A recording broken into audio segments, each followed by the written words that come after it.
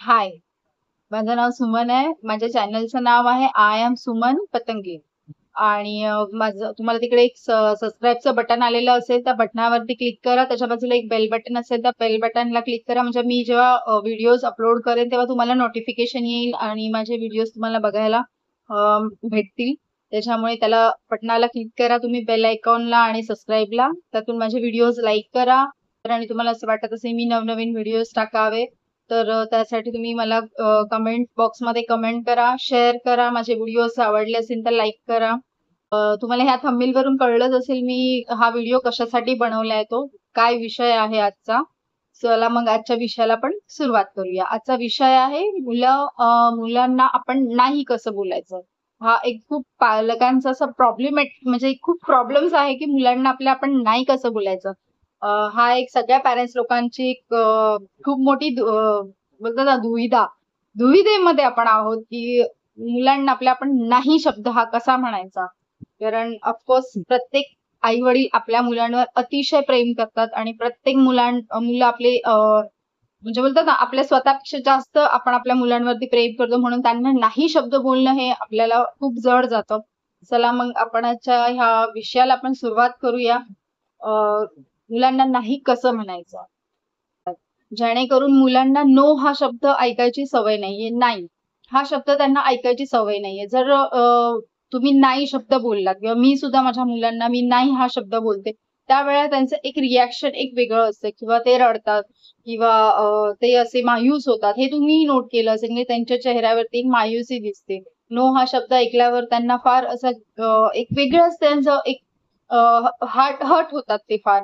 मग ते हर्ट होतात म्हणून आपण मग पुन्हा ती गोष्ट त्यांना जी पाहिजे आहे ती आपण आणून देत असतो. तर ती गोष्ट योग्य आहे का?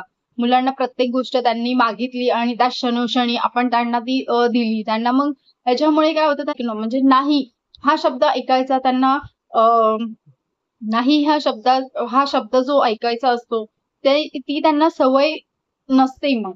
कारण उद्या त्यांना बाहेरच्या सोसायटीत जायचं, तर बाहेर त्यांना प्रत्येक गोष्ट त्यांना जी हवी आहे ती फुलफिल होणार नाहीये.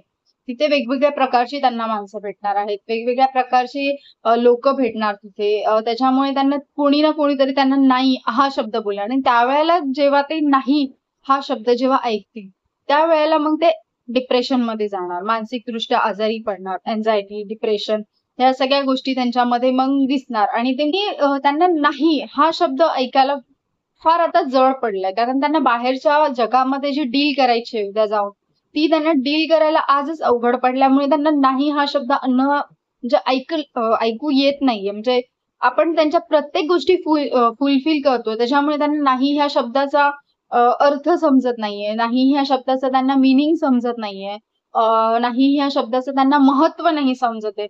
आपण प्रत्येक गोष्ट त्यांनी जशा मागितल्या तशा तशा प्रकारे आपण त्यांना फुलफिल करतो, तशा तशा प्रकारे आपण सर्व काही त्यांना प्रोव्हाइड करतो. त्याच्यामुळे नाही हा शब्द त्यांना त्यांच्या डोक्यातच नाहीये. त्याच्यामुळे बाहेर जर उद्या ते गेले आणि त्यांना जेव्हा नाही हा शब्द ऐकायला लागेल तर त्यावेळेला काय होणार, एकतर ते मानसिकदृष्ट्या डिस्टर्ब होणार किंवा त्यांच्या हातून एखादा क्राईम होणार.